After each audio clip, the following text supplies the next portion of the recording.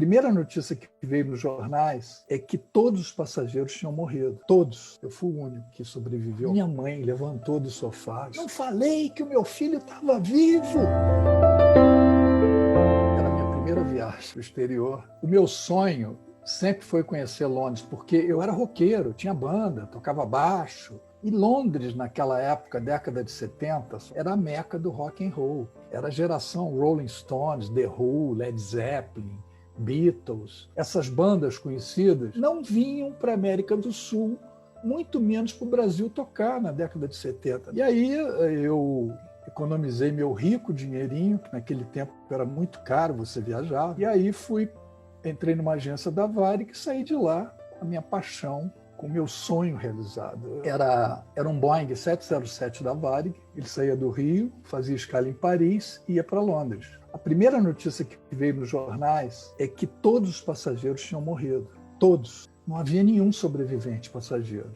E, inclusive, tripulantes. Na minha faculdade, já tinha um comunicado com a tarja preta pregado no mural da minha faculdade, dizendo o seguinte: a Universidade Católica de Petrópolis comunica com pesar o falecimento do aluno Ricardo Trajano no desastre aéreo da Varig. Colocaram a data 12 de julho de 1973. E meu pai já estava encomendando meu sepultamento, e minha mãe, por motivos não racionais, não acreditava. Falava, meu filho está vivo, e os meus colegas indo lá para casa, clima terrível, falando assim, coitada da mãe do Ricardo, não quer cair na real. E naquele tempo, você escolhia o seu lugar lá no balcão. E passageiros de primeira viagem, cheguei lá no balcão e falei para a atendente, olha, eu quero a última fileira lá atrás. O avião lotado e do meu lado tinham 2 poltronas vagas. Ninguém viajava nela. Faltando 5 minutos, 6 minutos para o avião chegar em Paris, eu ansioso para que chegasse logo a Londres, começou uma fumaça pequena, atrás de mim na projeção do toalete. Mas uma fumaça muito pequena. Aí o comissário foi lá com o extintor, foi lá tentar contornar o problema, e todos os passageiros do meu lado ali, à volta, também viram. Todos ficaram com cintos e eu, por puro instinto, não tem outra explicação, eu podia ter ficado ali também, tirei meu cinto e fui andando para frente. Eu já conhecia bem o caminho, já tinha visitado a cabine 2 vezes. Quando eu cheguei lá na frente, o comissário-chefe estava lá, senhores passageiros, fiquem tranquilos, nós estamos faltando 5 minutos para chegar no aeroporto de Orly, permaneçam com os cintos, estamos contornando um problema lá atrás. Quando ele me vê andando assim, magrinho, grandão, na direção dele, falou, garoto, o que você está fazendo aí em pé, cara? E por puro instinto, intuição, até mesmo uma força divina que me empurrando para frente, fez com que eu continuasse sem jamais pensar em voltar para meu assento. A fumaça tinha tomado conta de todo o avião. Os passageiros, coitados, sentados nas poltronas, não tiveram menor reação, a fumaça foi envolvendo eles sem que eles tivessem o menor poder de reação.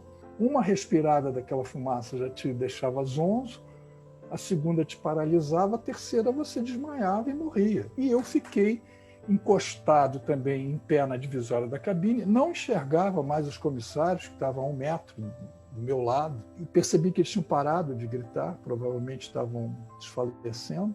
Do outro lado tinha a porta da cabine que eu não enxergava mais, e aí eu não enxergava um palmo na minha frente, parecia que estava debaixo da terra. E aí, nesse momento, me veio um filme, um flashback na cabeça, me despedindo da vida, eu vou morrer, meus amigos, minha família, veio um filme todo.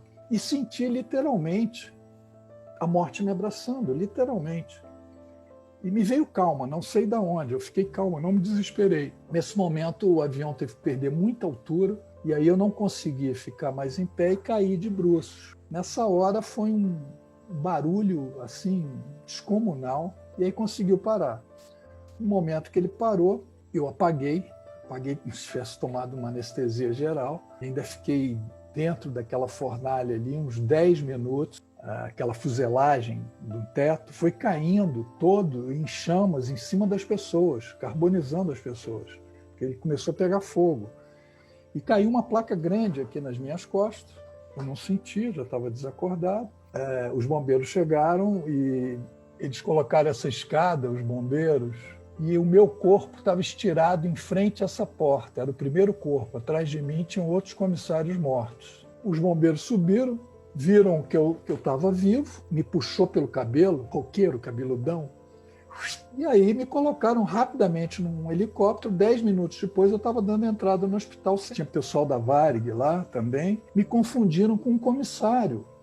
Então eu era o Sérgio Balbino, esse comissário já tinha morrido, mas o meu porte físico era parecido com o dele. Nesse período que eu fiquei em coma, as pessoas me chamando de Sérgio Balbino, eu não sei como eu comecei a escutar isso em coma, pedi uma caneta e uma folha de papel.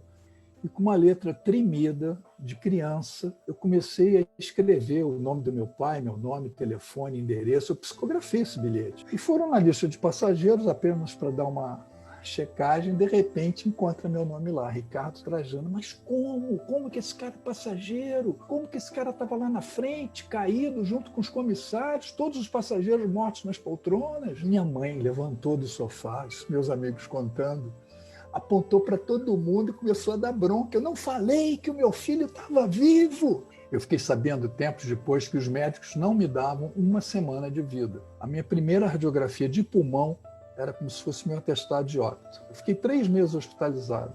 Mas desde os primeiros dias de internação, eu procurava extrair dentro daquele ambiente as coisas boas que me rodeavam. Aparentemente banais, mas sempre carregadas de uma energia, de um otimismo que me alimentavam enormemente e que me davam forças para lutar pela vida. E essas coisas era tipo, meus pais estavam no hospital, não podiam entrar no CTI. Todos os dias ele fazia uns cartazes para mim, escrevendo frases bobas. Bobas eu falando aqui agora, né? Vamos lá, Ricardo!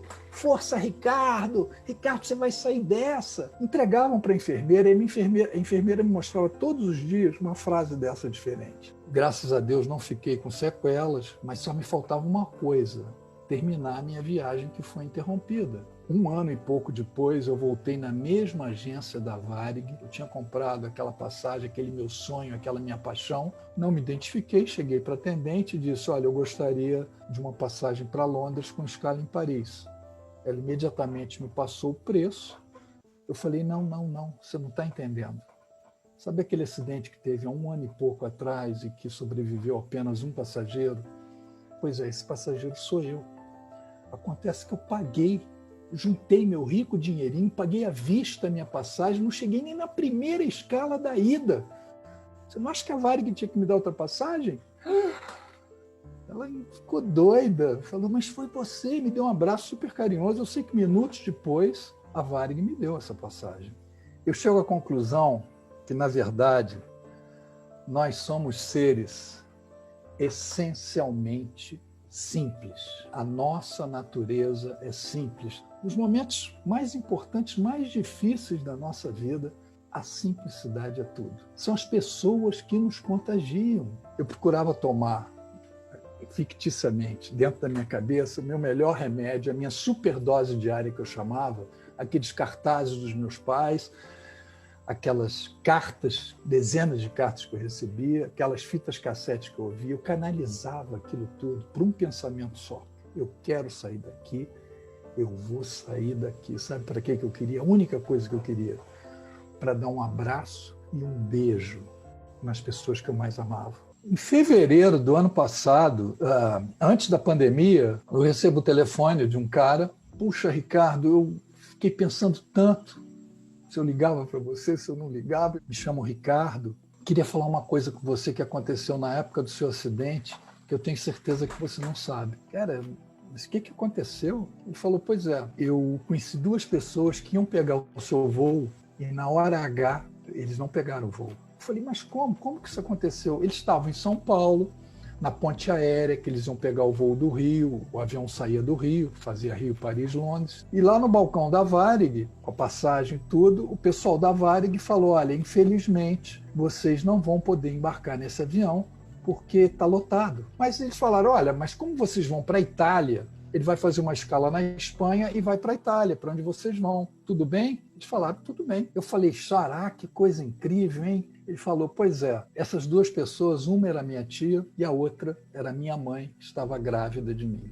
e ela colocou o nome de Ricardo em sua homenagem. Eu fiquei louco e depois eu fiquei mais louco ainda, que eu falei, Xará, ainda tem um detalhe. O avião estava lotado e haviam 2 lugares do meu lado, os únicos lugares que estavam vagos eram os 2 assentos que estavam do meu lado.